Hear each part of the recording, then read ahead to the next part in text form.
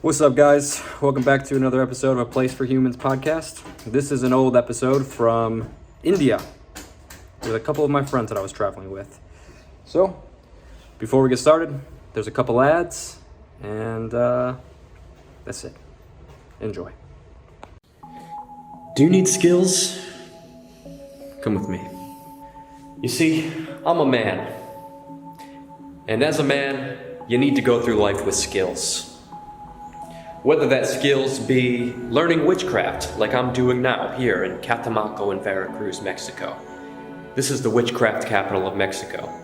Or maybe you have an interest in learning how to use technology, like cameras or Photoshop. No? You're not interested in any of those things? Well, how about you tune up your skills on some history? Or I don't know, maybe you're looking to become a man of nature, like me. Whatever it is you're searching for, you can find it over at Skillshare.com. Please use my link to sign up over at Skillshare. And for you, that discount is a free trial of Skillshare. Premium skills. Wherever you are in the world, think about it. Wherever you are, you're still there. The world can change, but you're still you. So all the skills that you gain from Skillshare will remain there, no matter what happens in the world. Skillshare.com. Please, if you are interested in Skillshare, sign up using the link that you see on the screen right here or in the description below. And yes, it is really cool. I personally use Skillshare myself, and anything you can think of is on there. Tarot reading is on there. Crystal, how to use crystals is on there. How to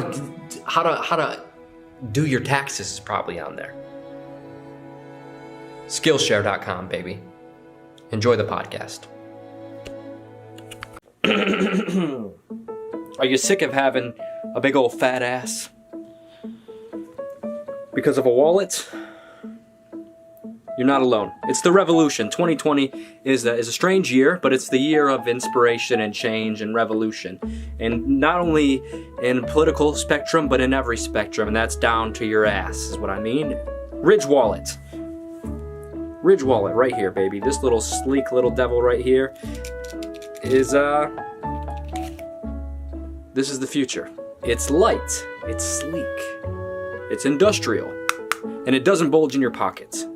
Ridge Wallet. This one's made out of titanium, and it stretches open so you can put your cards in there. Got a little clip for your money, which I have, clearly. Most people are carrying around wallets made from the past, from the far distant, from the Pilgrim era. They've got receipts in there, gift cards from Chuck E. Cheese. It's a sad sight. So, Ridge Wallet is here to change all that for you. And you guys can get your own Ridge Wallet from ridgewallet.com/dakota. That's me. You can also use just coupon code dakota. It's right here on the screen. It'll be in the description also. And you get 10% off and free shipping on the whole site. So, they help out the podcast. If you want a new wallet, head over to ridgewallet.com/dakota. And back to the show.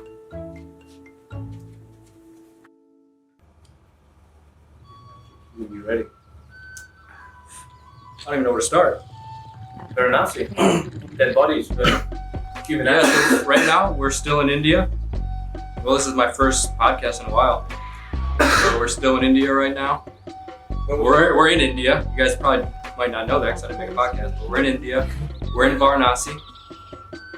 Varanasi is one of the oldest cities on Earth. One of the oldest continuously inhabited cities on Earth. It's considered really sacred to Hindus, Buddhists. Why do you think it's sacred? Is it because of the Ganga?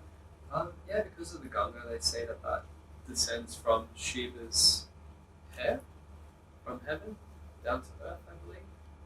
And I heard that, I don't know if this is correct, but Ram took his samadhi in the Ganga here.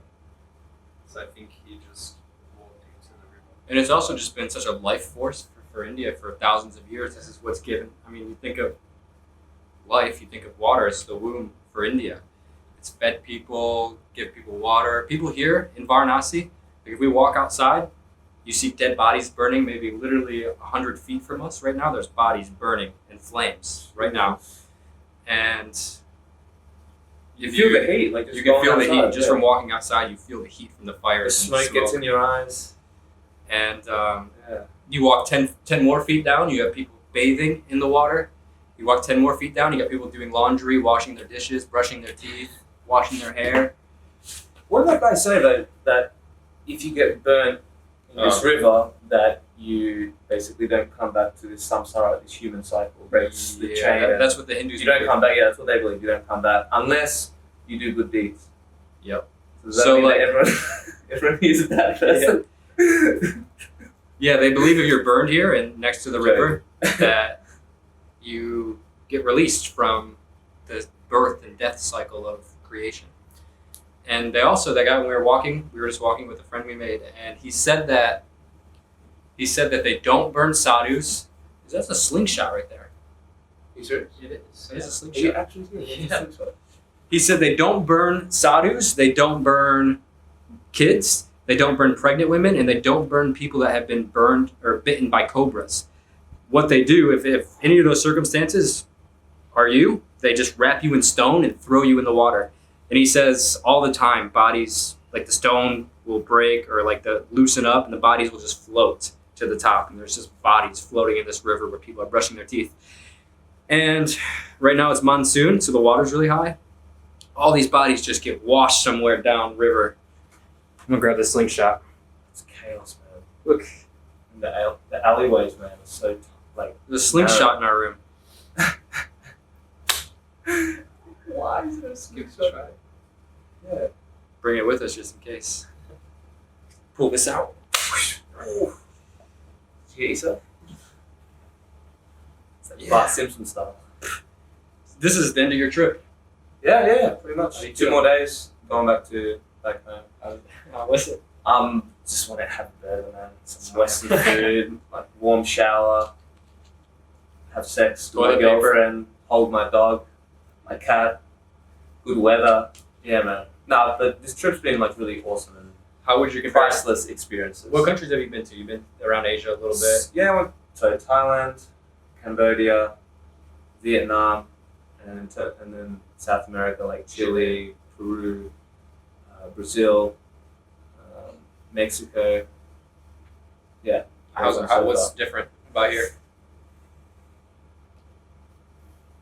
India is its own place. It's its own place. I don't know. I guess.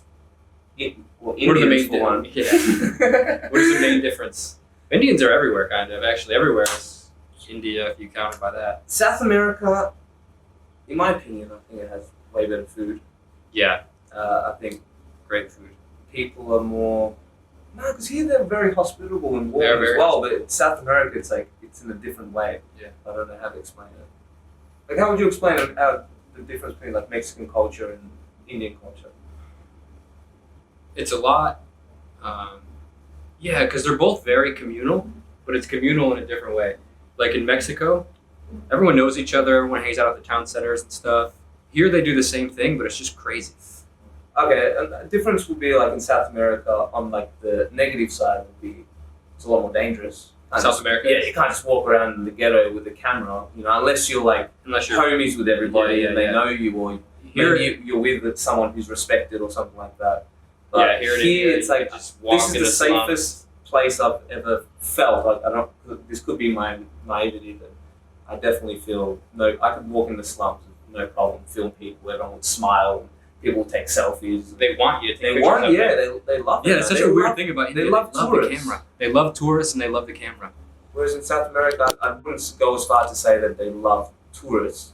They don't necessarily dislike tourists, but it's not like, oh my god, like, they want to take selfies with you. Yeah, it's a social status here. Like when Indians see white people, they see like they're still. I think it's still influenced from maybe when British were here, or maybe the caste system. Because I heard someone Yeah. say if you have dark skin, that means you're low class because you're working outside. Like it's a physical It's representation. like in Thailand as well. That's why Yeah. they always advertise like white women. Here you Man. can buy bleaching. Yeah, stuff. you get creams that makes you lighter. Yeah, it's like in America, we're all trying to get dark, man. Like I'm trying to get. But actually, another We're pretty fundamental, Yeah, I guess so. You are. But another fundamental Yeah. difference I just thought about the difference between like Spanish and Indian cultures, well, the religion, obviously. Yeah. Like South America is like heavily influenced by Catholicism, Christianity, We have to go to that St. Thomas church that's for the here. most part. And before you leave, you got to go to St. Thomas church. That's awesome. Yeah, there's a St. Thomas church here in India, and you might know this actually. Yeah, but yeah. I heard the story that What is this? Thomas came to India and went south and built a traditional, real church, like the way the church would have been when Thomas was around. And he came here to India. They built a church somewhere in the south of India, and the church is 50 AD. That's how old it is. It's one of the oldest churches. So like when missionaries were coming here to spread the gospels and stuff, they showed up and there was already Christians here. Incredible. Have you heard that? The first part of what you're saying, but I didn't know that when missionaries came, they found out that they had already heard about Jesus. But yeah, I've heard the same kind of thing. So I don't you heard, think- yeah, you said Thomas, like they recognized Thomas came, the church recognizes that Thomas came to India. From what I was reading online, but I don't think there's anything in the book of Acts that explicitly says that Thomas went to a place called India, and that's generally the authoritative book that describes how Christianity spread through the disciples that were closest to Jesus, but and Paul as well, who converted later. But yeah, people are saying that it's correct. And if it is, it's quite interesting. It's a pretty Very good journey on foot that would have been, or by boat. Or by like mule or horse or something. Yeah, of course. Yeah, it'd be far. How long do you think that would take? That'd have to take 4 years. Days. Well, maybe not 4 years. I think We've been very off with our calculations lately. Yeah, we were in Kasol, and it was raining, and there was like a pipe coming out, dripping water onto a car, and we were like, how long do you think it would take for that dripping to put a hole in the top of the car? Yeah, like to rust through. And Yeah, what do we say? I think you're like a month. I was thinking a few, maybe 6 months. Yeah, that's James. Jamie's like 10,000 10,000 years. So if anyone knows scientifically how long that will take, let us know. Do you reckon 1,000 years? Over 1,000 years? Nah, 60 days. 60 days. 60. I mean, 48 hours. maybe 6 months. And it will depend if it's like Consistent drip, Is it rainwater or tap water? Because that will make a difference. Sure. rainwater. Rainwater. What do you think? There's parts of the world where it's just raining for On top of months at a time on cars. Everyone is trying. But it's to, not a consistent spot, like just repeat, Yeah. like in one Possibly. spot over and over. Yeah, like condensed, Yeah. like a laser. Yeah. And I think of How long like would that take? ocean waves crashing on the shore to degrade those rocks. I don't know, Yeah. 2 months, 3 months. Like I'm thinking 10,000 years. That was my reference point. I just had Thinking of rocks. Yeah, thought sand. about rocks. Because sand is rocks, no? Pardon? Sand is rocks. I'm not sure. Yeah, sand, yeah. sand is crushed rock. Right? Okay, Yeah, just if you look at a microscope, they've got all these Oh, crazy yeah. colors. Now that you point it out, it seems pretty obvious. Yes. But that's taking, you know, I think at least thousands of years. Maybe. Like there's more sand on the beach than there is like stars and galaxies. That's what they say. That's what they say. Yeah. But here, they say there's a flame here in Varanasi that's been lit. It's either 2,000 or 3,000 years. And we were, again, talking last night, like, you think it's ever went out? It's had to have gone out at least one time. Come on. But- so but- many days. 3,000, that's a, Definitely. So how's it kept running? Like is it like because there's, coal or is it like it's just a fire with wood. Like you think, just like, wood, just fire? like we'll go see it, and it's just They literally, don't put, like gas or something like that in it, or they might put gas in it. But it's not like, you don't, like, okay, when I thought the eternal flame of Varanasi, the most holiest flame that has lit everyone that's died here for the last 3,000 years, I was thinking like a marble room with a flame in the middle of it. And it's literally just like under some shitty building. There's just like smoke and wood everywhere. And there's just what they call the untouchables. And these people for thousands of years, from family to family, have just been keeping this fire lit. About 120 people a day, I think, help keep it lit. But I guess like if you're gonna, that's how you would do it if you're gonna keep it lit. 120 people. How many deaths do you think, or how many bodies do you think will be burned here? altogether since Millions. its inception. Millions. Yeah. Millions. Well, let's think. They say they burn, on average, 150 bodies a day here. So 150 times 365, I don't know, a lot. That's got to be a million there. Almost. So they just No, maybe not. and it all goes in If the you river. multiply it by 3,000, then definitely. So that river has millions of bodies worth of residue in it. I bet at the bottom of that It's river, always flowing, man. It's always fun. It's always flowing, always continuing. It's always fresh. but with the weights, if you got like, they throw weights, people, I guess the current's probably still pretty strong, but they just wrap you in rocks and throw you in there. And you'd get degraded and rotted away quite quickly as well. Yeah. Usually just a chains. A bunch of like things eating you at the bottom of the Ganga. I don't even know what kind of mutants are living down there. Yeah. Crab Is that what things. film is? Like going underwater. You probably can't see anything. Yeah, That would be a crazy thing, taking like a it gets some submarine. crazy like A industrial lights submarine and under, stuff. it would look like in Hercules where all those souls are like in the water. Yeah. And they pull you down and shit. Yeah, they try to. Oh man! Do you reckon that would be a portal to something? If you took a submarine down there and just looked, it would probably look like a portal to something. James Cameron did that. He went the deepest that any man has gone. Still, I don't know about still, but when he did, it was. for just to see the Titanic. No. This was after. The reason why he did Titanic was because he wanted an excuse to go underwater. So then he pitched the movie. He's like, oh, it's Romeo and Juliet on a boat. What? Boom. Yeah, fuck yeah, make that movie. And he made that movie. And then after that, he went in this whole expedition. And yeah, Man, he's seen some shit. He's man. got to be a cool. And then person. he comes out and then makes Avatar. You know what I mean? Like, it's like crazy. Yeah, imagine, He's a visionary, bro. imagine He's a sitting visionary. down with that guy. Yeah. People don't give him credit. Have you seen that South Park episode? I mean, he's obviously a great. They call him the Director. greatest pioneer, and they sing, James Cameron does what James Cameron does I hear because James Cameron is James Cameron. James Cameron, the greatest pioneer. And they all start singing and shit. And he's that, he went down to the bottom of the ocean to raise the bar. That's so funny. Yeah, it's so funny. Because TV and just the movies were just so shit. So James Cameron had to go literally to the bottom of the sea to like raise the bar. Yeah. Wow. And he did that. James Cameron, true James yogi, Cameron. true yogi. Yeah, for real, man. Because we always look at like enlightened guru and holy men as like people who are like just in the robe or just meditating their whole life. But it's like people like that, man. They're still tapping into something. I mean, you think of like It's just in a different way. when I think of what you asked, was that you that asked what is meditation earlier? We were talking about that, and you were like, "What even is meditation?" Yeah. And when I think of it, I think when I think of the times I've been the most in a state like that is when maybe I'm drawing, when I'm writing, when I'm playing music. Mm. And I've realized, at least in my life, that it's always has to do with creation and getting lost. And I feel like that's kind of what is happening in the universe. The universe is creation, and it's lost in this flow of creation. So when we draw, like when you were a kid, you remember like drawing or coloring, and you just Transport to that you're world. just and it's you're like timeless. transcended from everything. You're in beyond time. You're just in a meditative state. That's what I think of when I think of meditation. Is like getting in a creative flow state. Yeah. I feel like that's what all the yogis are trying to do. They're trying to just be artists. Yeah.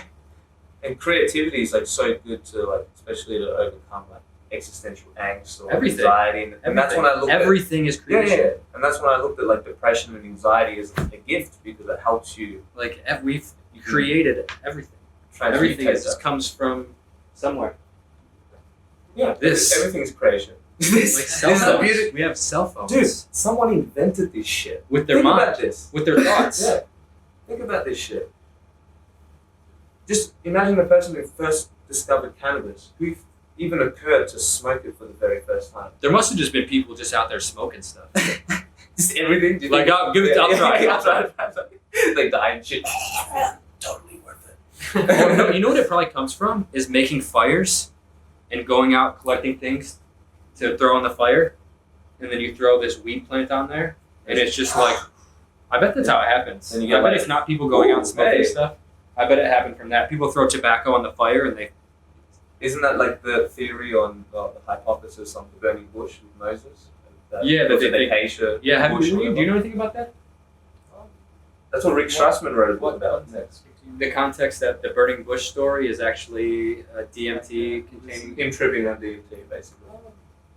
No, I think it's more simple. Mm. Like, I think that he experienced the presence of God in the bush, and it was just so glorious, so beautiful, so magnificent, so radiant. That's the only way that he could describe it was that it was burning. So random guy just opened our door. No, and you've got to think as well, back in those times, people Fire. were a lot more like religiously open, and they didn't need, you know. I think a lot of people project like, just because I've only had a transcendental experience on psychedelics, therefore everyone's, you know, spiritual experience must come from drugs. And it's not always the case. It is the case sometimes, but not always. I've known people who never fucked with psychedelics and get to a way higher dimension than anyone that I've even spoken to who does psychedelics. So it's not necessarily.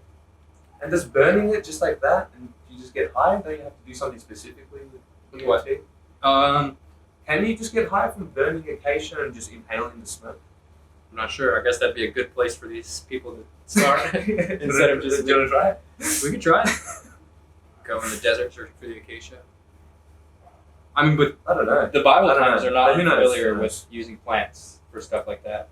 Especially Moses. Moses would have been a mystic out there, sage, using plants, using. He was instructed to build a tabernacle, and in that tabernacle had certain procedures and structures of how to have it arranged and what ceremonial practices to do in terms of slaying the animal, where to spread the blood.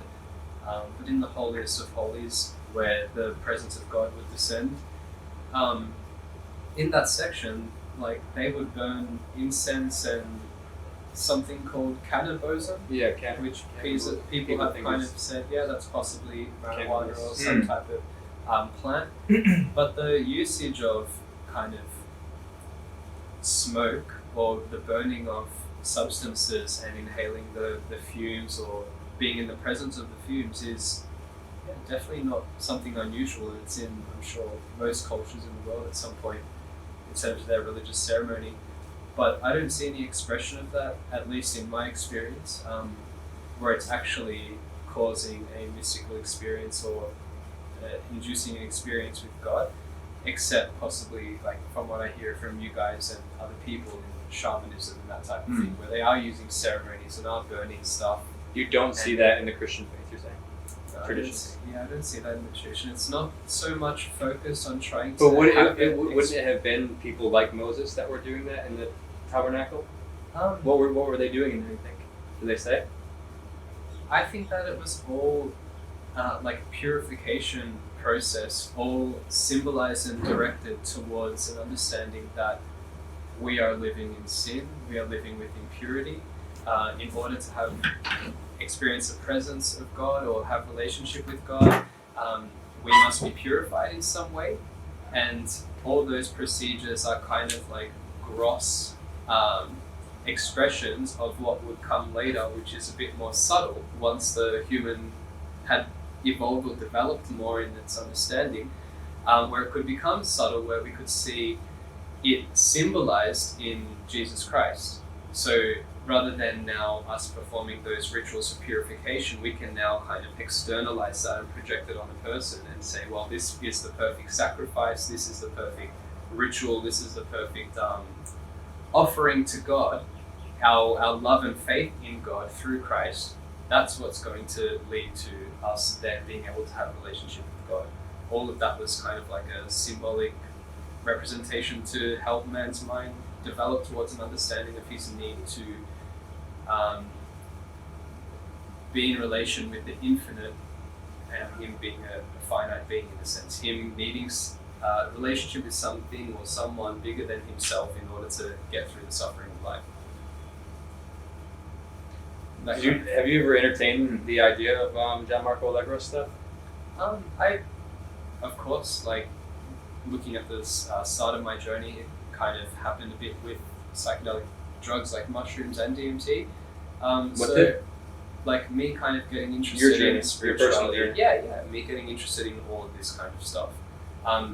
so when I had heard about the mushroom and Jesus being a mushroom and that kind of thing, I looked into it, but it didn't cause any interest in me, because any experience with Jesus for me is so humanly personal relationship that I can't even entertain the idea of it being just a mushroom.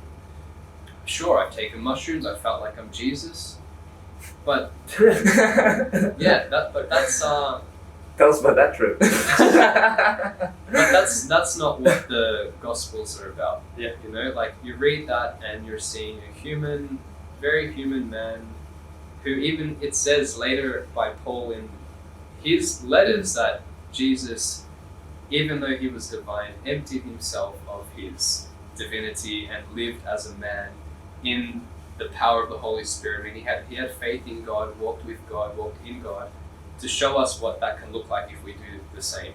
And that looked like him giving his life for his friends. He said, no greater love has a man than a man give up his life for his friends. Like that, and he's saying that I'm his friend. So I see it as that, like it's such a personal relationship that we have a loving relationship in that regard. So I can't see that just being kind of pushed aside to that was just a psychedelic drug trip. And Right. But having said that, I have no idea. And this is just, the human experience I'm talking about here. Me as Jamie as a person, having that relationship with another being in my mind. But it's still real in the sense of, it affects how I live out my daily life. Yeah, well, you said you went through like a crazy Christian trip, and then you kind of came out of it. Yeah. What did you come out of? Because you still clearly are. Yeah. You still feel it. Yeah, I definitely still feel it. Yeah. So what changed? The pattern.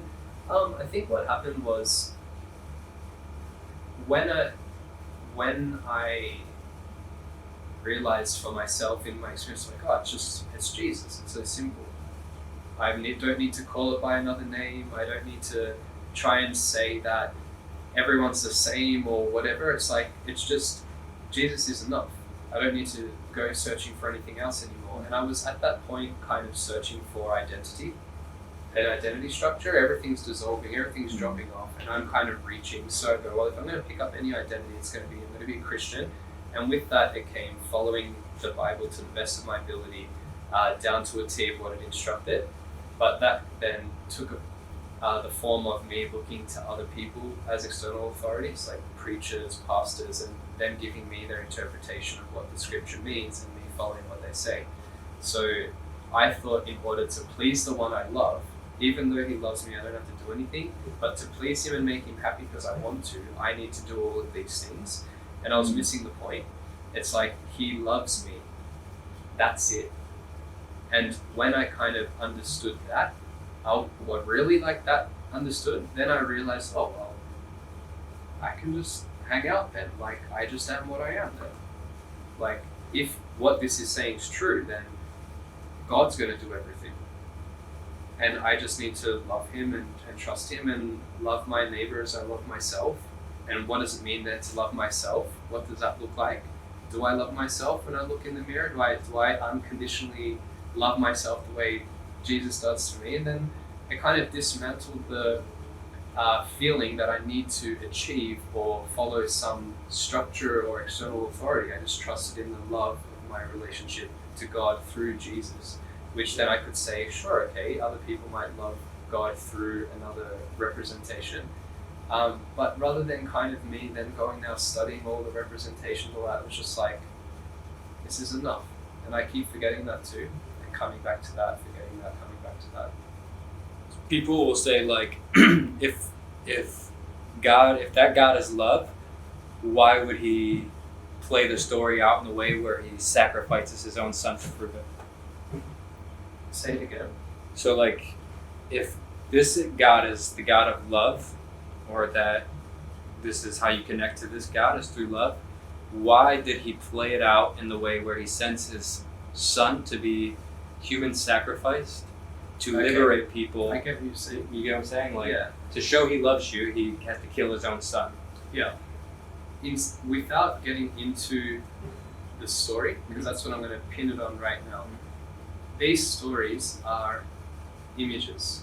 They're stories. They're pointing to something, and I think that the outcome of that something is a relaxation, is a stopping of that which is within you that keeps wanting to strive to be something more than what it is. And I think as individual people throughout different conditioning around the world, there are stories that have emerged that are stories that, if are followed through to the end, result in the cessation of other stories and that story itself, and leaves a relaxation and no need to make a story in order to motivate yourself or have some meaning for the world or something. It's just an okayness now. It is what it is. So that was the story that I found resonated with me and my conditioning, I guess. Right. To follow through to the end, to the point where it dismantled, and now it's just like, I don't need to defend the story or whatever, even go into it. It's just like, yeah, that was the story that I love, and that peace, that joy, that love, I could just call Jesus. When I am stressed with the touters and the hot weather and the stink and the ashes and all of that, right? And I'm agitated or whatever. If I think of Jesus, then it reminds me or points me to choose peace. And that then, just like today, I had to walk away to come back and center myself because I'm turning into an asshole to the people around me. So I'd rather choose. Jesus becomes relevant only in the context of me not being in peace.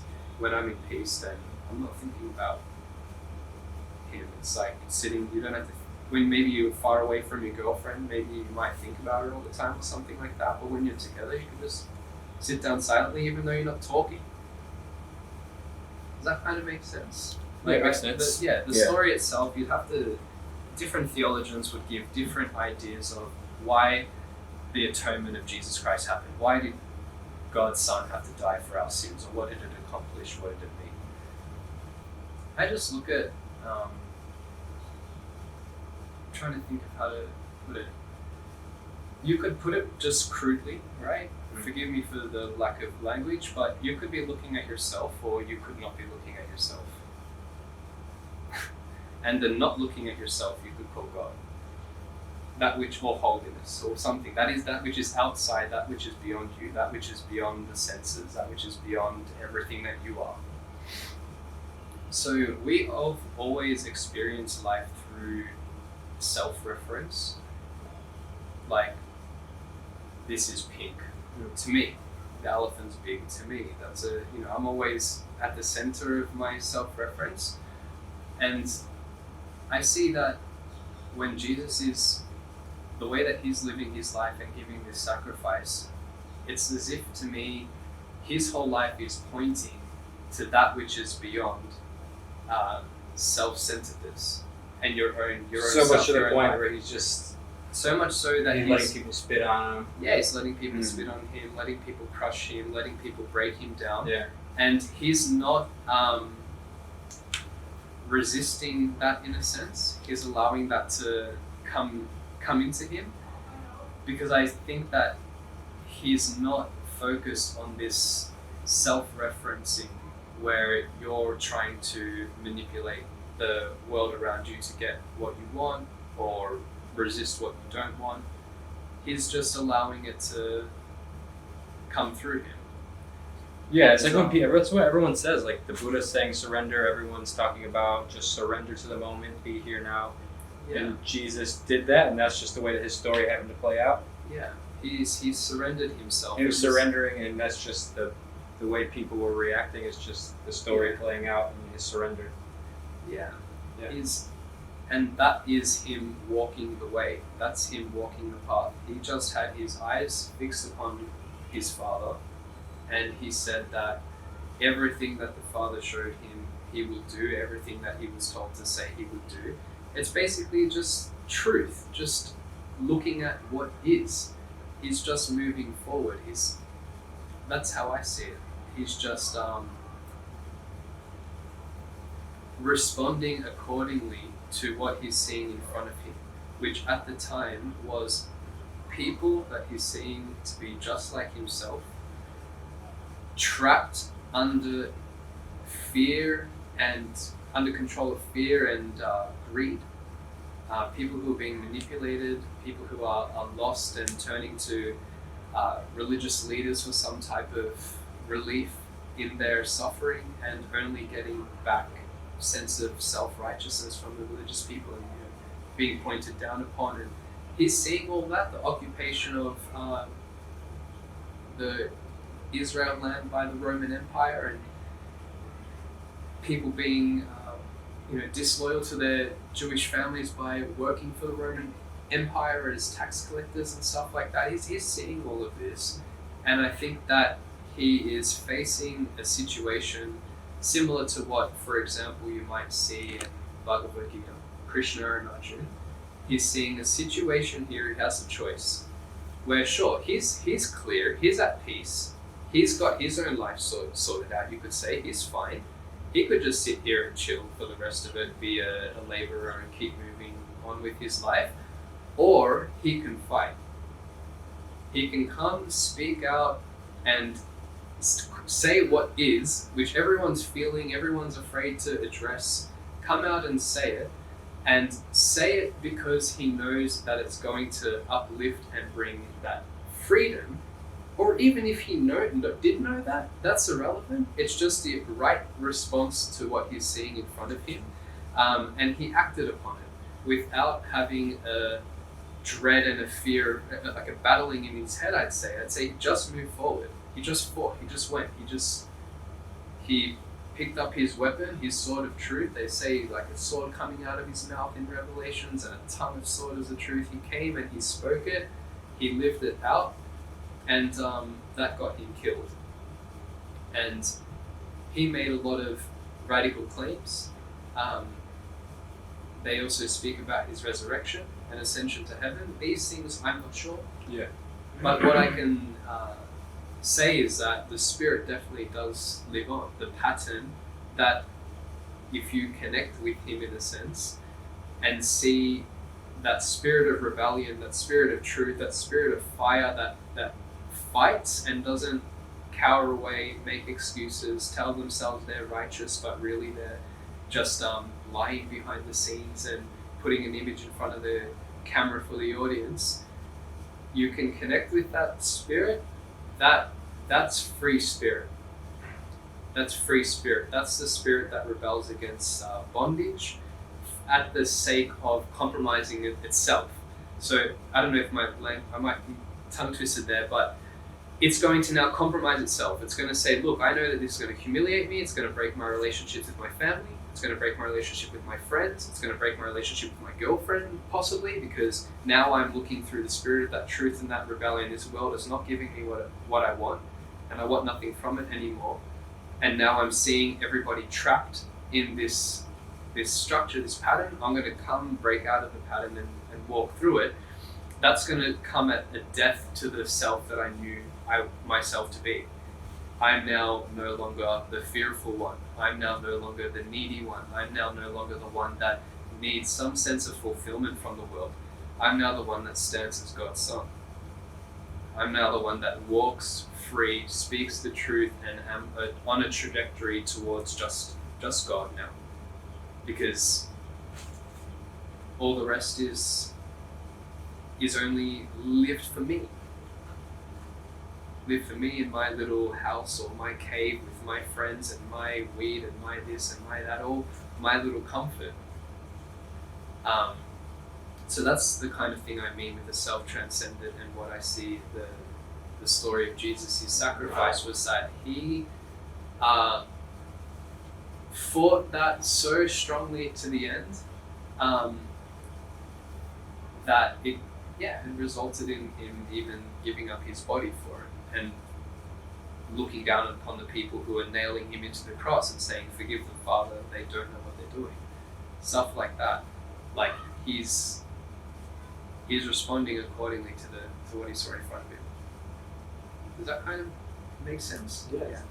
Yeah. I'll probably think back on what I've said and think, fuck, that was stupid, I shouldn't say it. I'm just talking nonsense, I don't know. Jesus is always such a big part of my India trips. Every time, I don't understand why. And us too, every time we talk. Yeah, always comes. I don't know why. Comes up. I have no idea He's why. the man. I don't know. Yeah, that's it's a cool symbol, you know. It is a cool story. symbol. And it's a symbol I never appreciated. Yeah. Read it. You haven't read it. Yeah. You haven't read them.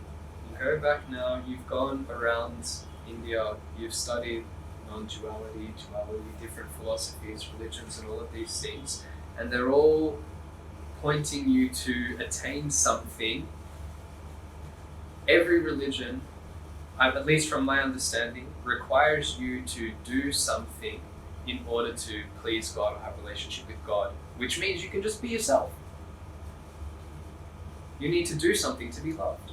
I need to do my puja, I need to chant my japa, I need to meditate X amount of hours a day, all of that stuff, right? I'm not saying it's bad. Yeah, I'm not saying it's bad, but there's this element that there must be this doing of something.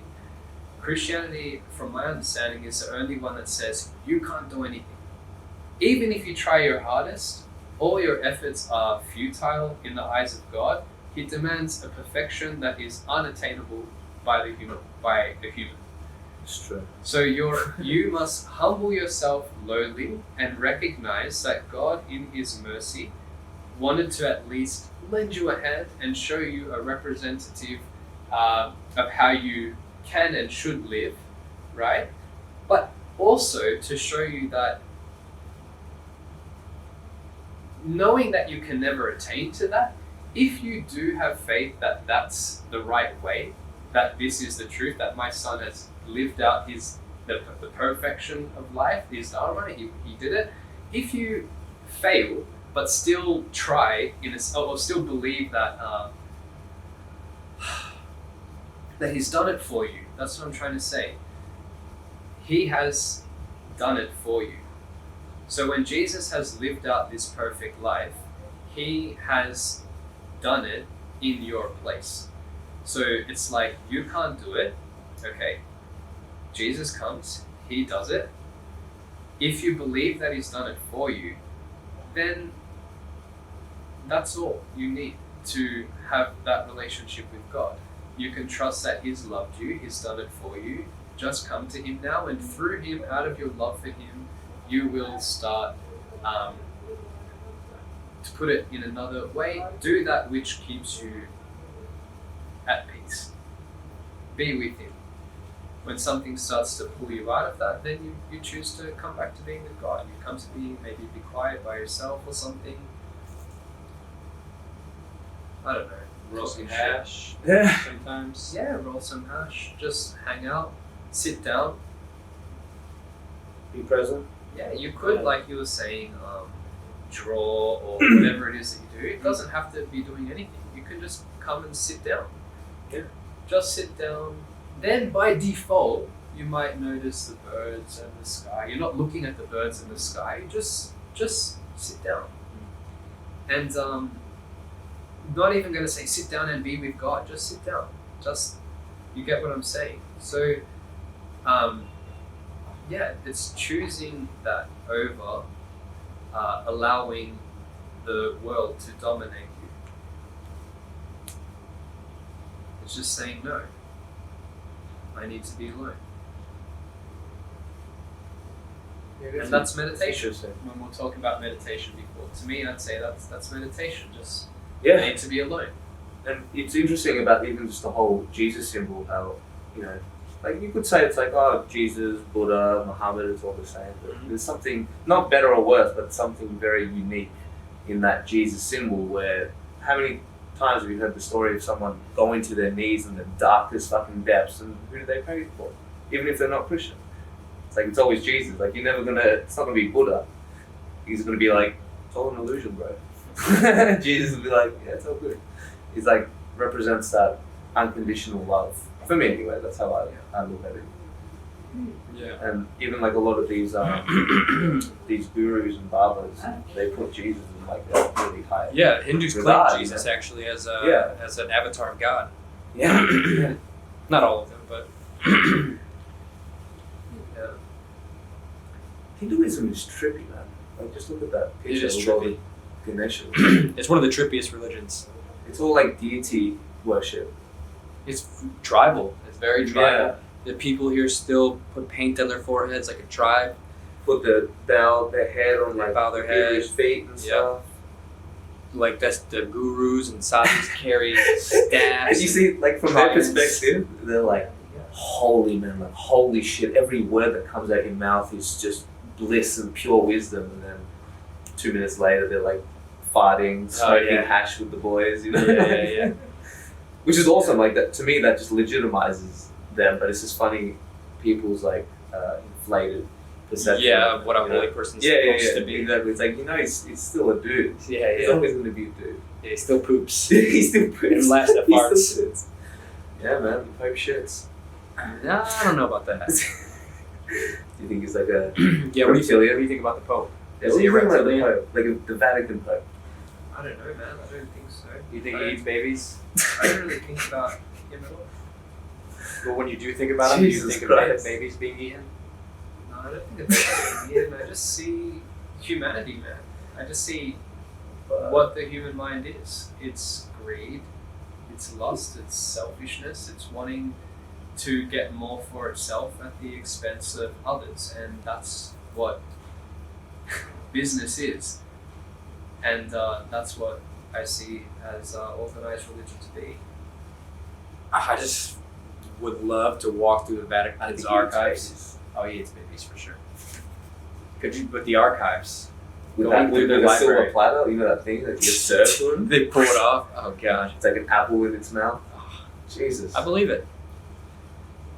There's some Oh, dog shit going on there. Beyonce. Would you go to the Vatican? Yeah, That'd be interesting, huh? I'd go to the Vatican. Ask him about Where's the DMT. Vatican at? Rome. Rome. But it's just its own place. Ask him about the pine Right. cone. Yeah, it's like its own. Yeah, You know it's about the that? pine cone, Yeah, yeah. yeah. Yeah, the Vatican Represents has a the pineal giant- gland. A giant pine cone in front of the Vatican. The Lots Buddha of as well, lots of in his- Egyptian in his- symbols. in his hair. Yep. Yeah. Moses and the Pope both carry staff, or maybe not Moses, but the Pope carries a staff with a pine cone on top of it. Did you ever notice that? Yeah. You know that I wonder what they people believe think that the about Pope is ineffable, which What means is? that the ineffable, which means like basically the Pope Yeah. cannot say anything wrong. Right. Like his new declarations about adjustments to scriptures or conduct of Christians or what the church accepts as People being, actually believe that? yeah, they believe like he cannot be faulted. He's a representation on earth of Christ. Well, they have to believe that, otherwise the whole So belief structure would crumble down, right? Yeah. Because if the person that you look up to the highest is still faulty. yeah, that's the thing. So what you've just said is so important, like the person that you look up to the highest being faulty. That's where I feel so much of our struggle has come from, because growing up we've wanted to look towards some kind of perfection. People, right? Yeah, Like you it starts wanna- off with like you wanna movie stars, idolize. Yeah, celebrities. celebrities, musicians. you want to have the best. YouTubers. You want to have the perfection. Yeah. Yeah, but you yourself don't know what that is, so your compass for determining outside of you what the best is or most perfect is completely skewed. Yeah. Yeah. And it shatters your mind when you actually meet Buff these guys people. with girls. But this is the Yeah. thing: when you have a skewed idea of yourself, then you have a skewed idea of what perfection is, right? Mm. The more you start looking at yourself honestly, I'm sure there was this point at some point here where you guys became a bit more self-aware. You recognize that you could cheat yourself or lie to yourself, Mm. right? Sure. Yeah, of course. No, like In in life? your life, yeah. You probably caught yourself out and realized Yeah, that you yeah. can be a sneaky motherfucker. Yeah. And you realize that, like you start to see yourself and you start looking at yourself and watching your daily life more and watching your thoughts and what's going on here and what you're doing, and you realize why you do it, and you realize you're greedy, you're a fucking asshole. You want stuff just for yourself. You're Yeah, not this like perfect idea. You're not, narcissistic. yeah, all this yeah. stuff. You look at yourself in the mirror all the time. How many times a day do you look and say you judge yourself against some reference point and say I'm ugly or good, whatever. But when you start to see yourself as being imperfect more, then the idea of the perfect person starts to form as like the other end of that polarity. Does that make sense? Yeah. So it's like, I think that's probably, a key part of like, I think the spiritual religious thing too is like, when you go through a point of seeing you're suffering or something, then you're looking towards the one who doesn't suffer. Or when you're a the one sinner, that appears that doesn't suffer, that which is appears even that more doesn't suffer. dangerous. Yeah, right? yeah. Or okay, let's rephrase that. Not that they don't suffer, but are handling their suffering incredibly well. Yeah, that's a good. Yeah. As if it looks like they're Good way to see it. they're handling incredibly well. Fuck yeah, this guy looks like he has his shit together. Yeah, or they're suffering for the right reasons. And then in the, behind the scenes, they're eating babies. That's the thing. Like putting your head on his feet. If people knew themselves better, is what I'm getting at. Yeah, If they knew themselves better, they would not look to the Pope as ineffable and perfect. Yeah. Or the Church as ineffable and perfect and worthy of listening to what they have and to say. that's okay as well. Like, we just seem to just run away from the darkness all the times. I just think it's funny that we even try to understand instead of just just being. just being. Just being human. Like I said to you guys, the only thing that you can understand is yourself, really. Like that's And then hardly then. even then. But like that's what I'm. That's the best that you can shoot for. Yeah. Is just is understanding yourself. Yeah. Try to understand God and God's intentions, and like you don't know. It's so out of your concept that you Understanding can't. yourself is We're biological things. We react to our environment. We need food. We feel the need to procreate. We need a fuck. It's true. We get angry. Yep. But angry's not bad. That's like new age thinking now. Like think, if you get angry, therefore you're not like you're not leveled or you're not spiritual. Or No, I feel like I remember there's like I think it's a Ramdas. Did you hear the story of Ramdas where he was like he thought he had to like bite his tongue and stuff like that, and Neem Karoli Baba would say, "Tell the truth." And then he'd catch him out on it. He'd catch him out. Ramdas would like maybe not be authentic or honest with himself if someone wanted his attention or something. And Maharaji would say, "Tell the truth, Ramdas." So then Ramdas just started being honest to everyone. Like, "No, I don't want to talk. Get away from me." I prefer to be silent, please. Yeah. But it's so true, man. Like, and sometimes being angry or mean at the time can like shake someone's world up enough that it actually produces a positive change. So you biting your tongue and thinking you're being spiritual and holding your anger is actually doing a disservice. Yeah. And it's just escapism. It's just, I'm sorry to say, but it's cowardism. It's like, you know what I mean? I think there's absolutely no truth, problem man. with calling out bullshit. No, to a certain extent. Obviously, anger, when it gets too much and turns into rage, that's not good because there's always toxic versions of every emotion. Like resentment. I don't think that's ever a good thing. You should deal with it before it gets to that point. Mix with this or the Either or's fine. Whatever you prefer. Rage. They're the real deities, man. Like Rage, anger, happiness, sorrow, lust, despair, death. They're it's funny how we're looking at all worshipping Ganesha and Krishna and this and this, but well, they all represent these things. yeah, I get it, but like those are the real deities, right? Death, you can bro, feel death. You can feel the presence in the room. I hear that's what it. Dude, when my grandma was dying, there's a weight in the room. Yeah, there's a smell that comes. Even before my grandma's dead, you can just smell the death waiting. What do you picture of death, like the Dementor, like Harry Potter? I do picture him like a Grim Reaper. Yeah. And you feel that, like it touches you and you feel Yeah, isn't it funny how It's probably not like that though. It's probably a beautiful ball of light. Yeah, no, it probably is. like we always He takes his hood off and he's like Jesus. Hey bro, what's up?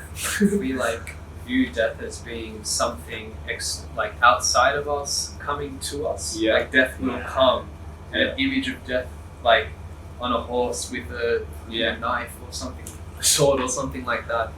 We don't like see death as a arising from within us, in a sense, like we're growing into death. Right. Does that you get what I mean? Yeah. Like It's it's just always a something transition. far away It's coming towards us. that's coming towards us from outside. It's going to take us. Like Not that something cycle of that day we to night, right? we dissolve into. Right. I'd say put it that way. Well, it's crazy. Like, we were just talking before we started the podcast. We were hanging out in some alleyway with this guy that we met, and I asked, he had some wound on his hand, and I was like, what happened to your hand? And he said he got into a motorcycle accident, and then he told us that there was a girl visiting Varanasi from Sudan. From Sweden. Sweden or Sudan? She was white. She was white? Yeah, definitely. Oh, I thought he said Sudan. No, Sweden. Sweden. Sweden. Sweden. Sweden. She was from Sweden. Sweden. And Does that change your like picture of it? yeah, it does. It does. Yeah, it does. It's like a I was like, black I girl. was like, Sudan. That's interesting. She was coming to India from Sudan. Yeah.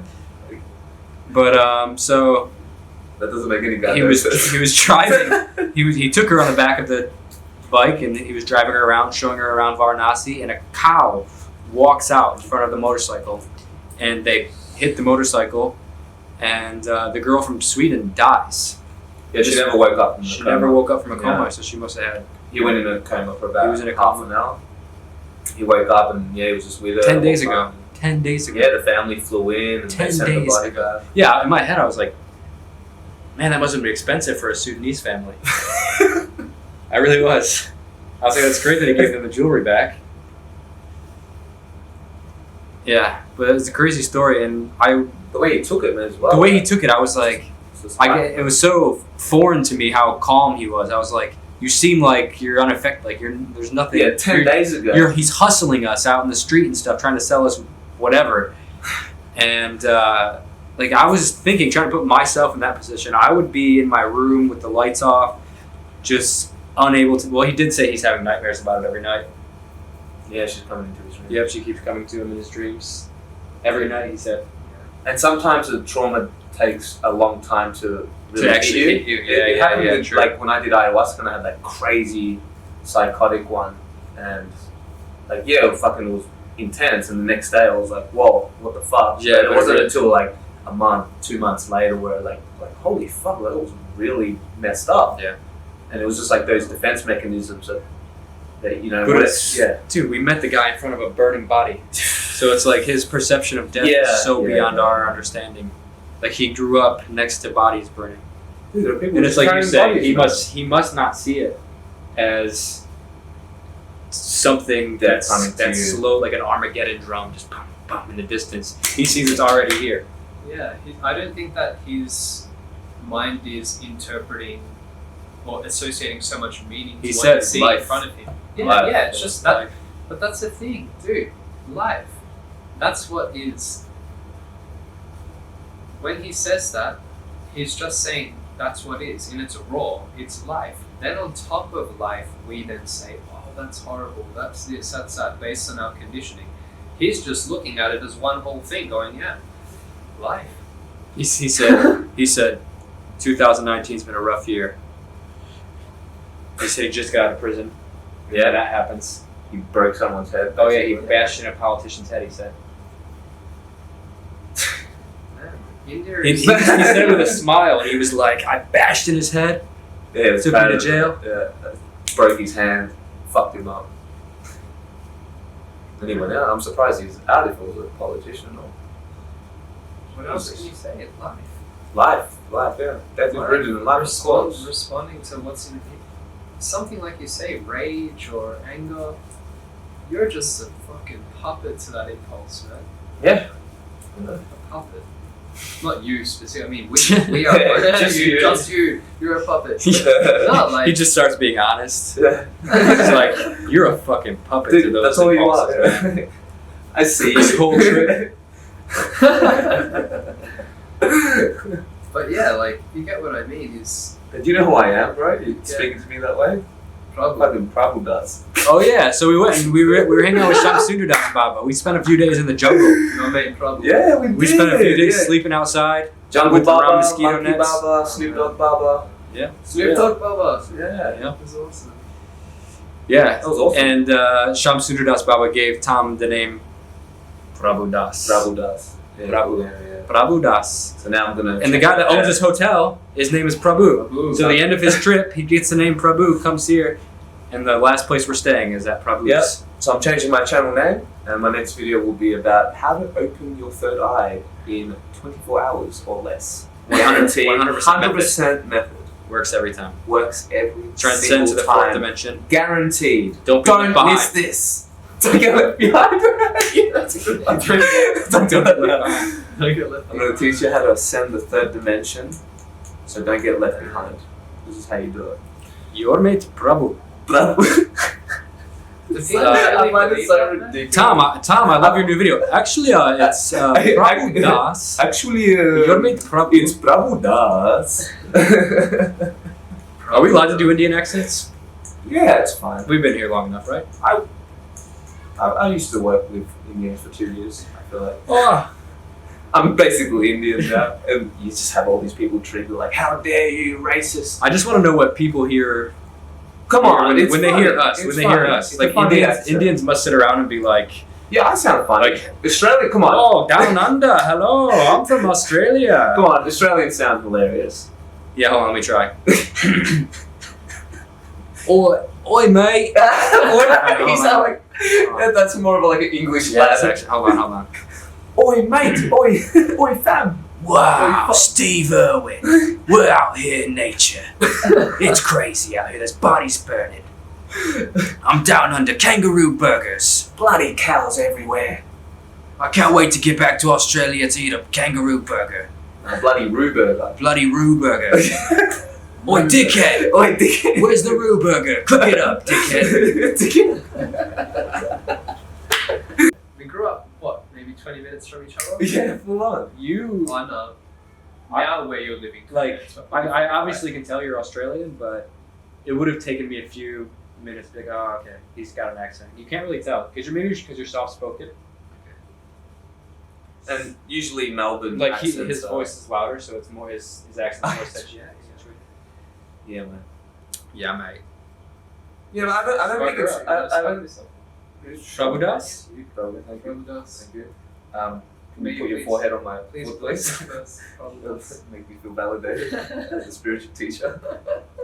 I am your guru. I don't give a fuck what Tony Robbins is. New Netflix special. I am your guru. Yeah, Prabhu Das. That'd be a good mockumentary. Can we make a mockumentary? About what? Just come into India and I'll just pretend that I'm this white guy tripping on the fucking. We just Thinking get a I'm a bunch of fucking people guru and to shit. like just hang out in Oh, it would Christian work. cafes. Yeah, we'll make And it you're real. walking past Like a me on Borat the outlet. thing. Uh-huh. Like a Borat thing. People you would know? do it. Other people would Other start people following come, it. yeah. That would be so funny. Prabhu Das. And I'll do the role. I'll wave like this. Give blessings. Dressed in an Blessings. I'll have orange robe. the red dot. Would you wear orange or white? Or another color? Can I do green? Yeah, do green like the mage. fuck yeah. Yeah. Do green. Throw them off a bit. They're like, Yeah, exactly. Shit, this guy's the real deal. Yeah. Yeah. He's not fucking around. He's beyond orange. I'm level green. It's like Super Saiyan. I like when the Sadhus wear crazy colors instead of like the traditional ones. It's cool. That would be a funny thing to do though. I've always I like Sacha Baron Cohen and how he just dresses up as Yeah, characters that's and going real well and just really challenges people. I love that shit. You've got to be a special type of person to love do that that kind of shit, though. Especially if there's no camera. Especially there's no camera. It's true. Like, do you know who Matthew Silver is? Matthew Yeah, Silver? yeah, No. yeah. He's You know Matthew Silver? Is He's he a- acting? Yeah. Really? Yeah. Right on. I know you did a talk with him. Yeah. I didn't. Well, he's acting and he's not acting. Okay, cool. Because it's who he is, so he's not really acting. Yeah. But he's also. I mean, you can talk to him, but it's funny because you can see it in his eyes. Like, he'll be there for a second, and then his eyes will just something will happen, and that Matthew will come out. I think he's So what does he do? Is similar thing to Borat? a genius. He's like, do you know, what's that actor's name? Or not actor, sorry, the comedian. Jim Carrey played the movie Man on the Moon or something. Oh yeah, Andy Kaufman. Yeah, He's like Andy Kaufman. That's who he reminds me of. He's a trip. Did you watch that documentary? Yeah, I did. It's great. But he's just like, Jesus. he's pretends to be a homeless, crazy person.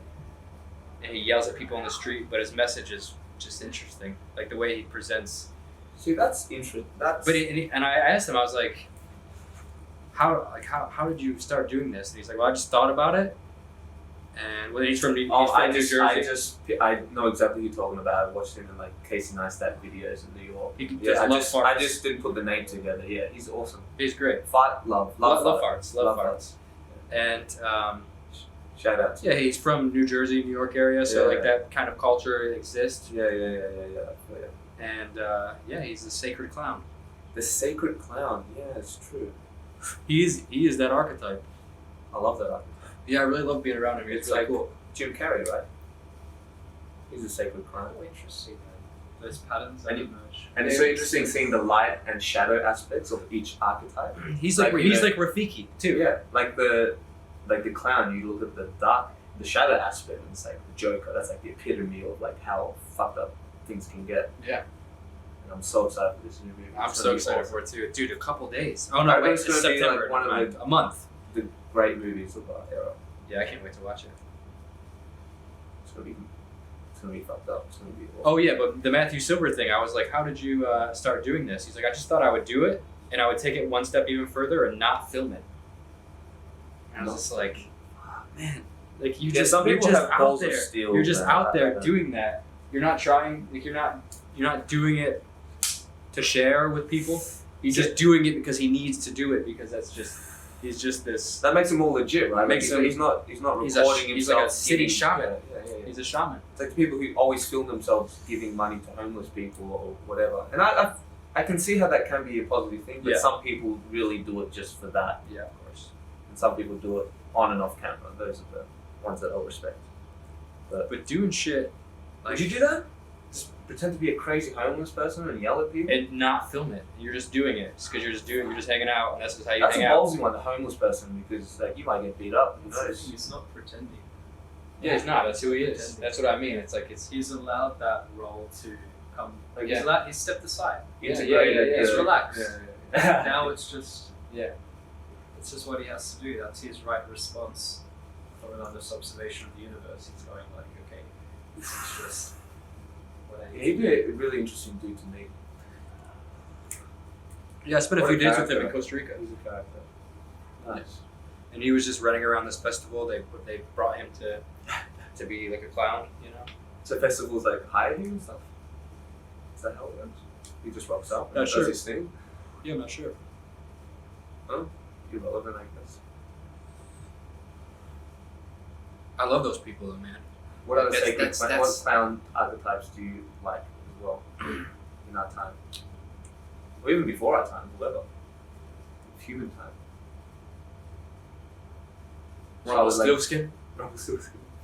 Charlie Chaplin. I never got into Charlie Chaplin, but I know he's one of the. I'm trying to think. The legends. Clown-like people. Chris Farley. Do you know Chris Farley? Yeah. I never got into him, but I know who you're talking about. Robin Williams, dude. Yeah. Robin Williams, Miss Doubtfire, Jumanji, the Genie. Fuck, what a legend. What was the other one? Remember how there was like that meme with the 4 ones? It was like Jim Carrey, Adam Sandler. Oh, Adam Sandler. Yeah. Maybe not now, but at the time. Yeah. Neem Curly Baba. I even feel like Goku from Dragon Ball. Is there a trickster archetype in Hinduism? I don't know much about the deities. Yeah, the different types of archetypes and stuff. What kind of character is a trickster? Like a jester, one that points out the hypocrisies of life and basically tells you this You is met one? Huh? No, that guy from the village you went to, the Joker. Yeah. Oh, Ram. Yeah. Like you guys definitely have tricksters in you, and I know because that's who I always meet up with in my life. Yeah. It's like the thing. Yeah, definitely. How do you know what you are? You're all of them, really. Okay. It's just ones that you resonate with some. Yeah, you just resonate with others. Oh, for sure. Yeah, I don't know much about Yeah, it's interesting. It's like even a really interesting way to find out which one is like some of your main core archetypes is like which video game character did you choose when you grew up? Like if you played especially role-playing games, I think that's Always a good one. always magic. Yeah, me too. Exactly, there you go. Yeah, Like the magician. Yeah. Mage. Yeah, because I guess some kids did pick like the knight and shit. Yeah, the warriors. barbarian. Yeah. Sometimes some people choose stealth and they're more like bow and arrows Yeah. and picking locks and stuff. I like that too. You know?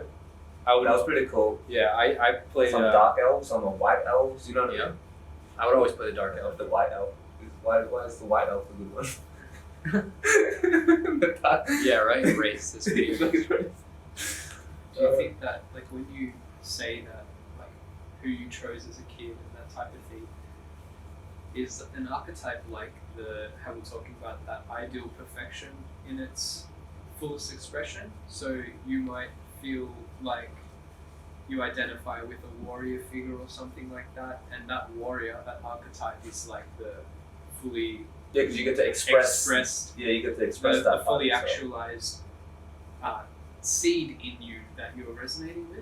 Is Mm. that what you mean by archetype in a sense? I guess more of a personality type or An archetype. specific Like a structure, pattern. character Yeah, structure, like a a pattern. Yeah, pattern. That's what archetypes are. It's very like foundational. a pattern Patterns, or a yeah. spirit, a pattern. Yeah, Pattern, be. spirit, Yeah. archetypes, whatever. You, say for example, have that in you, but it's not polished, for example, Right. or it's That could dusty or No, cloudy. it could be. You could be a And perfect you're archetype trying- sometimes. Well, like you're saying with Matthew Silver, he kind of got this point where he shed off the dust, and now Yeah. he became it. Yeah. That's yeah, what I yeah, mean. Yeah.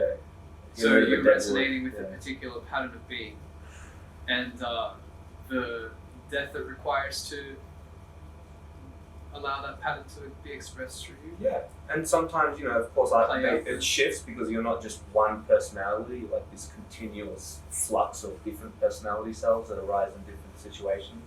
But I think as a kid, because you're choosing this, you're not thinking about, which character. It's like you just choose the one that your soul chooses. You're like, fucking this one. Yeah, it's easily. so Like badass. you don't even think about it. It's like, I don't want to be a barbarian. I want spells and shit. Yeah. You know what I mean? Yeah. And that really reflects with how you are in life, like symbolically. It's really cool. So as a kid, you don't think about it. So then you can look back, right? Whereas now when you're an adult, you think too much where you can't choose. Like, I don't know anymore. Like you're too overwhelmed. But as a kid, you're just more freely. Yeah. For the most part, I can't speak for everyone's childhood, obviously, but yeah, video games, bro. They're like a extension of our mind. Yeah, they It are. still blows me my mind Yeah, that they it even is. exist. It is an extension of our mind. And we build like these worlds. That's man. why the video games have archetypes, because they previously exist. And that's why people connect with it. Yeah. It's like movies. Why do you think we like movies? It's because we connect, we relate with the characters. Yeah. Because they show us the potential of like who Yeah, it could be. they- Or as they- well as villains or what not like the potential of how things can go really dark if Yeah. you do certain things. Yeah. It's all in the stories.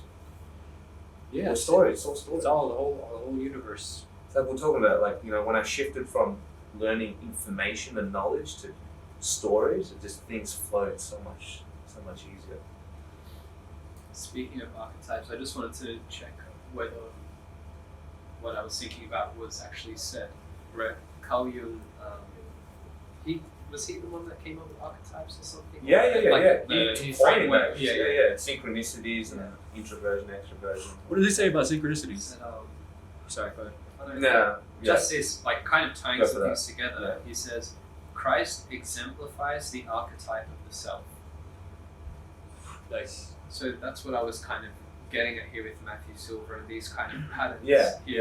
Like, yeah. if there is an archetype as the self, Christ. Christ Christ. is exemplifying that. Wow. Connecting with the pattern of his spirit, in a sense, is what they call like regeneration in Christianity, which is God's work in you to basically conform you to his image, which Yeah. is Christ. And what we were talking about before, like, it's so important to really know yourself.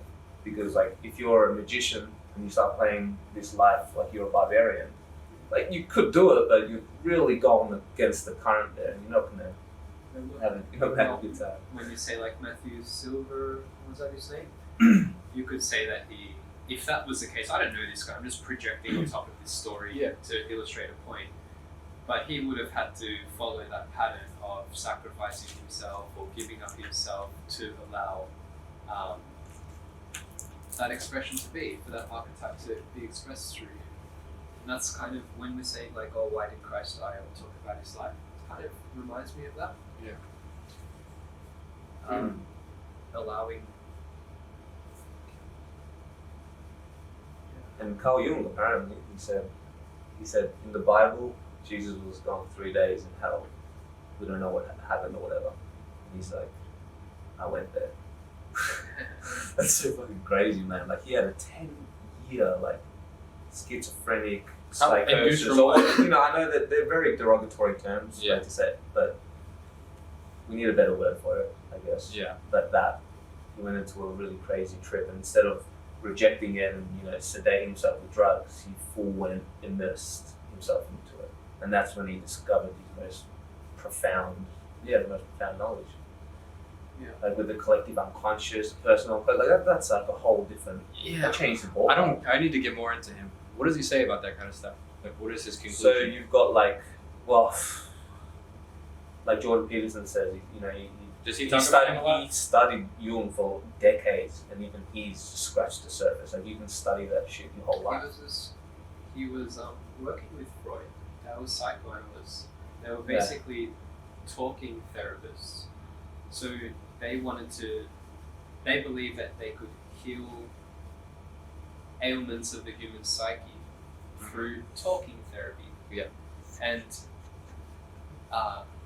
in their work attempted to basically map out the mind. Yeah.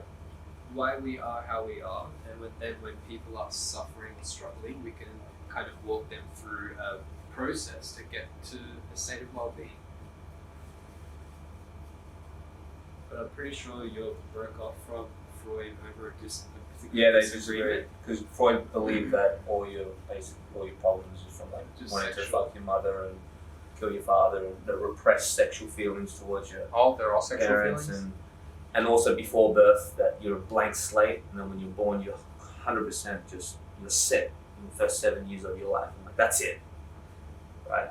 And then Jung had a kind of deeper philosophy about it, and went into like the unconscious and the collective unconscious and all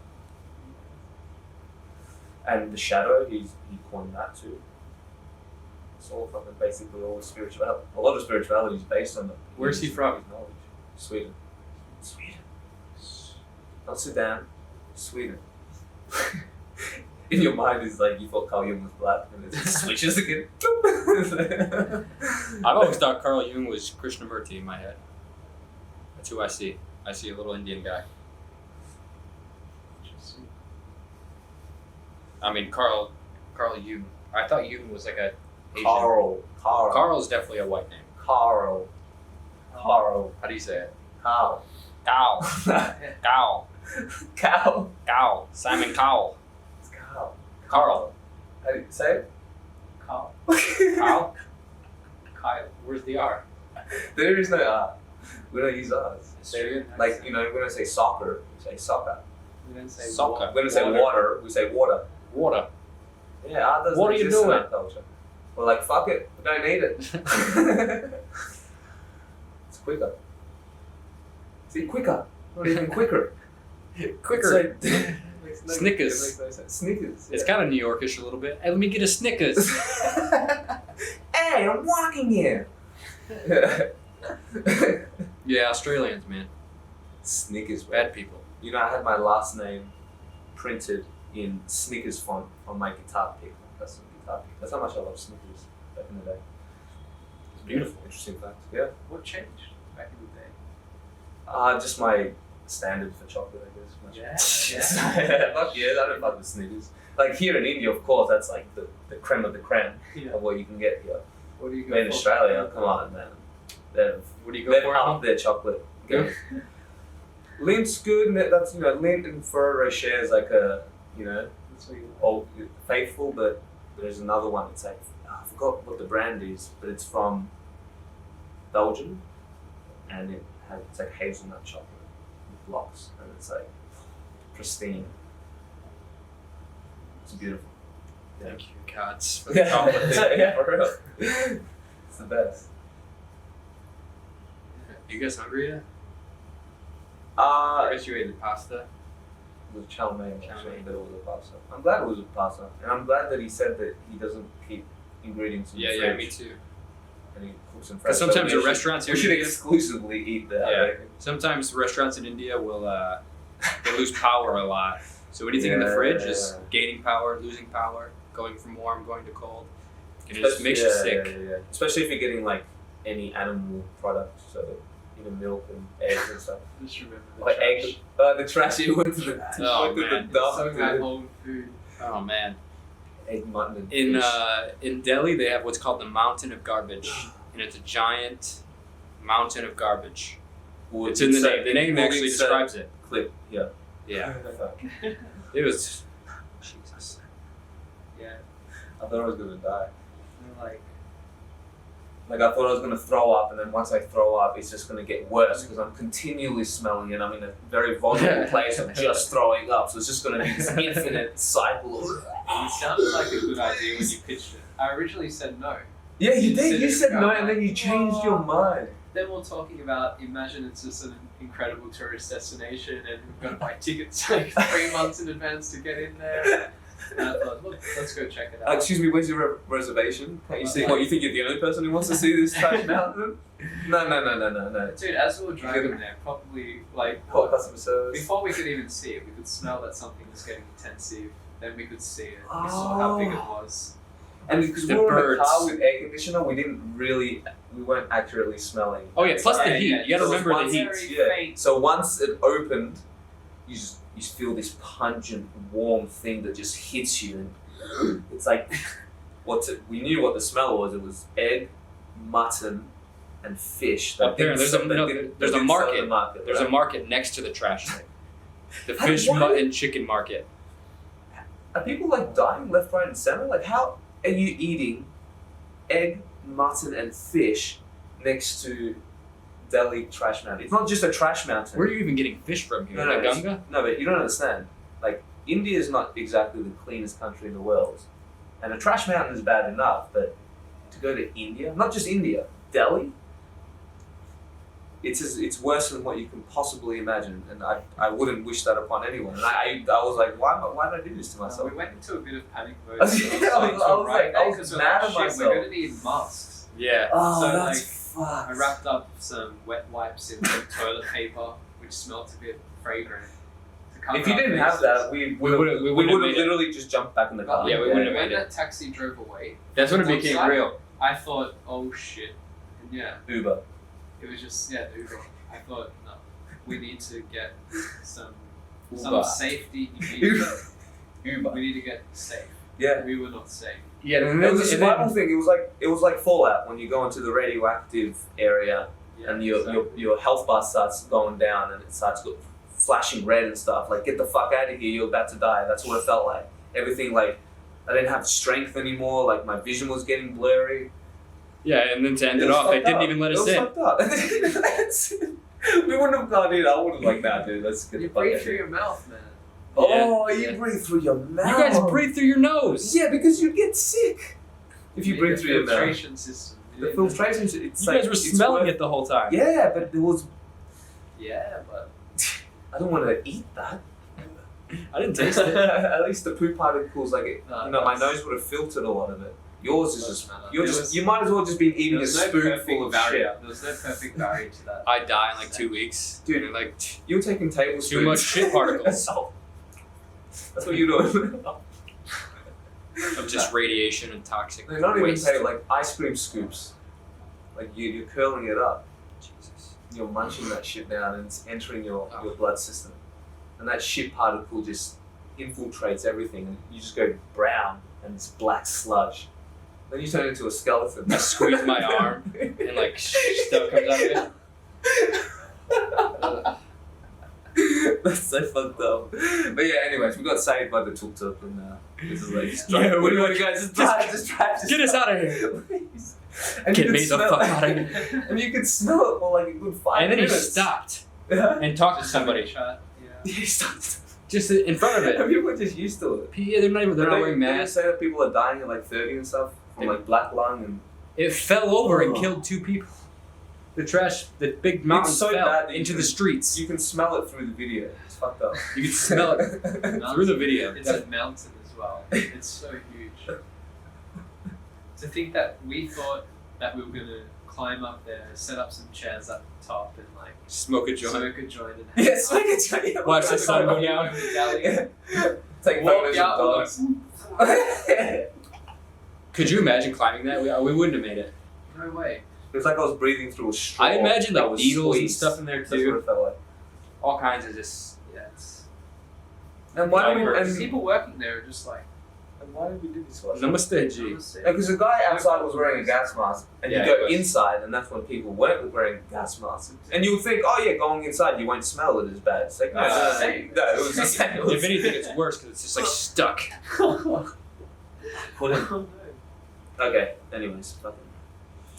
Well, anyways, we're in India. Tom's leaving. I'm gonna continue on my journey. Jamie, maybe we might go to Thailand. We just met Jamie in Delhi, actually. That was awesome. Best for filmmaking though. That's what made everything worth it. India. Yeah. It's not uncomfortable. It's not an uncomfortable experience, and I wouldn't recommend it to most people. Actually, You wouldn't recommend it. What we did. Yeah, what we did. Like, I'm not talking about. Like, we didn't go to just fancy places. And it's like Rishikesh, full of and tourists. Goa, the nice Like places. 90% of the places that we went in India, basically people were looking at us like, "What are you doing here?" Yeah, it was like. So we're always the only tourists in the whole city. Yeah. Basically, pretty much. Yeah. Yeah, definitely. And like most places Yeah. that we went to. No, we could. We see didn't one even- person, we're like, look, Look, I know. we get excited and shit. Yeah, wow. Just like the Indian people. Yeah. Like they get excited when they see white people, and we're like tapping each other. Yeah, and we we're catching like general buses, trains. Yep. Not the last time we got a nice one, but we did the. We didn't even scratch the surface about like the shit we got into. We didn't. continue it on my podcast. Rat Temple, Yeah, fucking Jai that's fucked up. Sliver, That's fucked up. There's just Nizamudi. maggots and shit everywhere. Anyways, yeah. Go But over, good footage, go really- over to really good Tom's footage. podcast for more of this. Goodbye. Subscribe. Catch you later.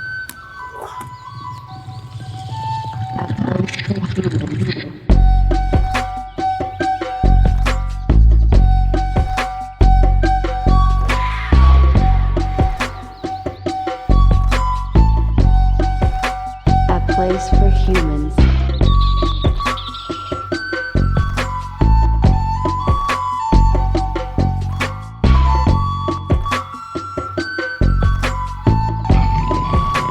A place for humans.